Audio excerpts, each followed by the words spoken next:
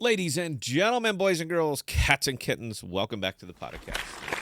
Thank you. I was almost assassinated yesterday. I was coming down the stairs and my cat bolted, and I stepped on the cat, and I wound up in a pile down on the bottom of the stairs, and my ankle looks like a it looks like a complete sausage right now. So we're gonna be going to the doctor here in a little bit, but something funny happened last night, man. It showed up in my mentions. I'm not a very good YouTuber, in case you didn't know, and based on a lot of the comments, it's clear you have nothing but contempt for me.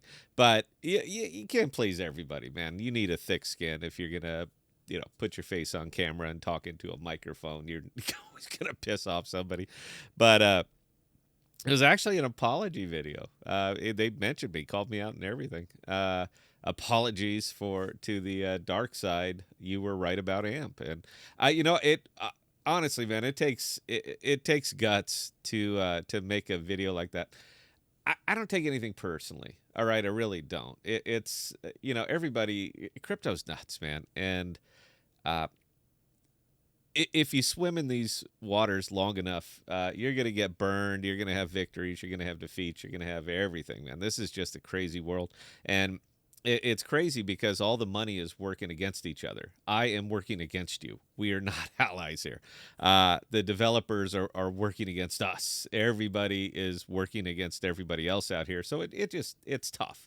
And when you start to reconcile yourself to that there are simply no allies out here, it gets a little bit easier. You turn more into the whole Gordon Gecko thing starts coming out, and you're looking for ways to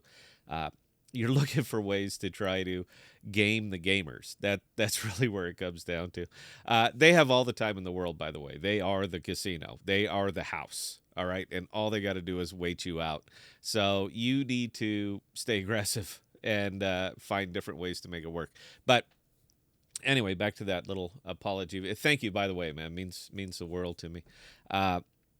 One of the comments came down and said flat out, "Well, don't listen to this guy. He's simply a degenerate gambler." And the funny thing is that I'm not. I'm not even close to a degenerate gambler. But if you're going to be wearing the label, why not embrace it? If you're going from Wolf of Wall Street, man. If you're gonna act like a Bond villain, you might as well, live it every now and again. So that's what we're on today. Now, I'm showing you guys. I'll show you the wallet because I don't care. I have nothing to hide. I'm not one of those that I make the trades, but you got to take my word for it. I show you the trades. What do I care, man? What, are you gonna clean me out? Go ahead. This is just the YouTube wallet, but. I popped into one of them. I've been running for a couple of weeks, and again, this is the YouTube wallet. This is not any of my big wallets, but it's fine to show it. But I popped into like 3 of them over the last few days, and it's being very, very fortunate right now that the market's actually going up for me. But all of them have been over on Camelot. Now I'm starting to. I hate L2s. I hate centralized L2s, man. I don't care for them. Crypto is not about centralization. It's about decentralization. But I'm also a pragmatist. And you got to go where the money is, man. You got to go where the liquidity is. You can buy, hold, and believe yourself right into bankruptcy if that's your thing. And you can feel righteous while you're doing it. But for me, the degenerate gambler, I'm going to go where I can earn. And I'll be back. When you guys like Cosmos, when you guys get it worked out, I'm not completely out of my positions over there, but nor am I gonna sit there and wait for you to try to get your shit together, man. I'm gonna go where the money is, where I can earn it, and this is one of the places I can earn. So the 3 pools that I'm talking about on here, and it's again very, very fortuitous that crypto happens to be going up right now. CPI's tomorrow. I think it's gonna just throttle everything, but right now the market's on an uptrend. Sentiment is good, and when it is, you want to try to get some in there. But the 3 I'm talking about, and AI code, I don't even know how the hell this thing stays in range. These are V3 pools, guys, and I only go in for very, very narrow ranges. So I have no idea how that thing is in range, but you can tell how much faith I have in it. I got I got $3 in it in this wallet, and I have none in it in anything else. Right now, it's just a curiosity. I want to see how long it'll stay in range. I'm just curious, man, because this thing, it's absolute crap. AI code is junk, but I'm kind of curious. This one has kind of been the shocker to me right now is VELA. I've been picking it up over the last few days, and it was a pure math play with that kind of return on it.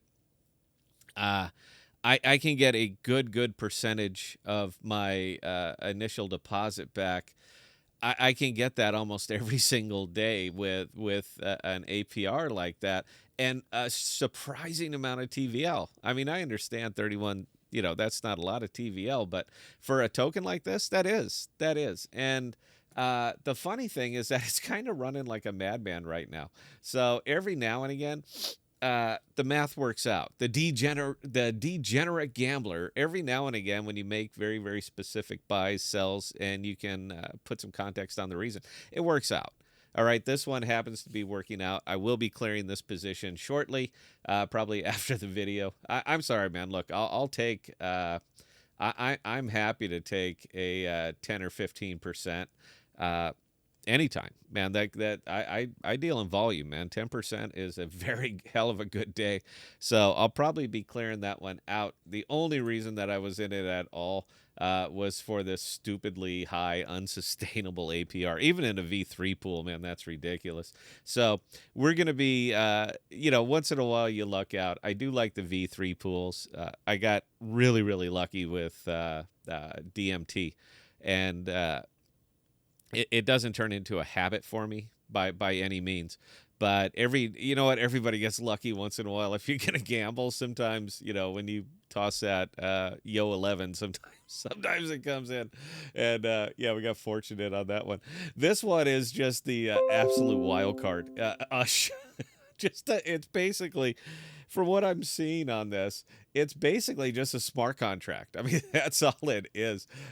It's been around a long time, ever since March, but as math play, it's not terrible, man. That's the funny thing. $4 million market cap, a really decent amount of trading volume on a crap token that's effectively a smart contract. And if you're a maxi, if you're an USH maxi, just leave a comment, man, because tell me what you're seeing. I hate seeing it. But, again, here you go.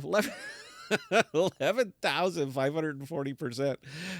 You're gonna if funny things can happen. That's all I'm gonna say on that. Is funny things can happen. Is that sustainable? God no. How could it be?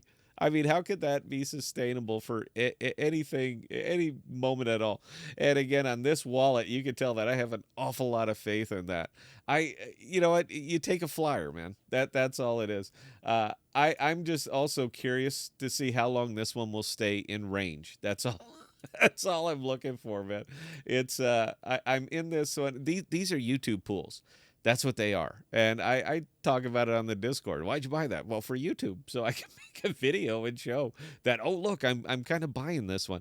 One of these is actually interesting to me, and this is a new pool that I got into, PREMIA. I again, don't know it, didn't love it. It's the whole it's the whole L2 centralization, Arbitrum kind of thing, and I'm not loving it.